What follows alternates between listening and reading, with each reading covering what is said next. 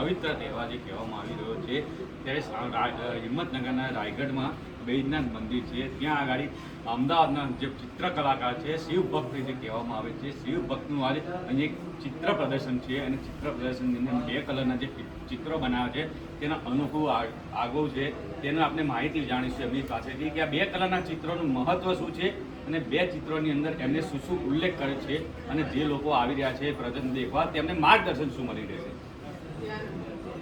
ઓમ નમઃ શિવાય.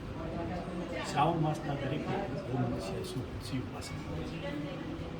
શ્રાવણ માસનો પર્વ ચાલી રહ્યો છે અને એમાંય આ વખત હિંમતનગર રાયગઢ વૈજનાથ દાદાના સાનિધ્યમાં હું શિવ દર્શન લઈને આવ્યો છું.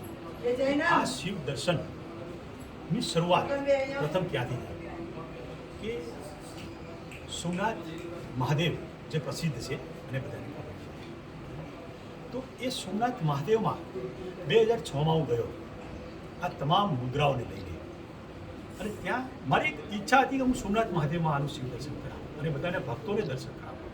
તો એ મારી ઈચ્છા ત્યાં સોમનાથ મહાદેવમાં પૂર્ણ થઈ અને ત્યાંથી મને એક મનોમન સ્ફૂર્ણા થઈ કે શા માટે આ તમામ ભગવાન શિવની મુદ્રાઓ દ્વાદશ જ્યોતિર્લિંગમાં ન લઈ જતા. તો ત્યાંથી એક સંકલ્પ કર્યો કે આ તમામ શિવની મુદ્રાઓ હું દ્વાદશ જ્યોતિર્લિંગમાં લઈ જાઉં અને તમામ ભક્તોને દર્શનના હેતુ ત્યાં પહોંચાડું. તો એ પણ પૂર્ણ થયો દ્વાદશ જ્યોતિર્લિંગનો સંકલ્પ. પછી આ જ્યારે સંપૂર્ણ દ્વાદશ જ્યોતિર્લિંગ પૂર્ણ થયા ત્યારે ગુજરાતમાં હું પરત આવ્યો.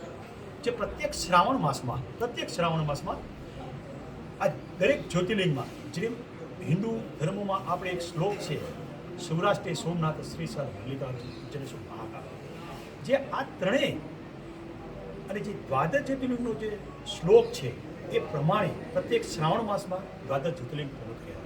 અને જ્યારે ગુજરાતમાં મેં નવો સંકલ્પ કર્યો કે તમામ જે ગુજરાતમાં પૌરાણિક શિવાલય છે, જે મહાન શિવાલય છે, જે પ્રસિદ્ધ શિવાલય છે, જે સ્વયંભૂ શિવાલય છે, હું અહીં ગયો છું.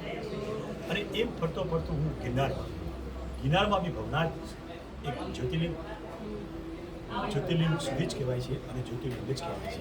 તો ત્યાં ગયો અને ત્યાંથી હું સંપૂર્ણ ધીરે પૌરાણિક શિવાલયમાં ગયો અને અત્યારે 2020માં હું વૈજનાથ દાદાના સાનિધ્યમાં આવ્યો છું.